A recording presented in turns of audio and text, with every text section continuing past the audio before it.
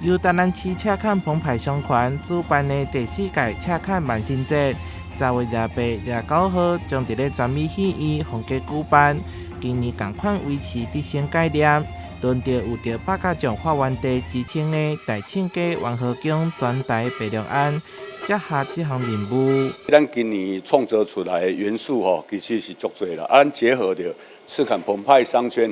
因足好对于商圈的经营，甲一个安怎讲，咱伫规个社区的这个活动力来讲我相信是一个足好的表现。在2天的活动当中，庙方邀请到来知名观众团体来到现场做演出，另外更请到36观众，以升降阵的方式降临赤坎高地。我们的整个商圈都是用了欢喜心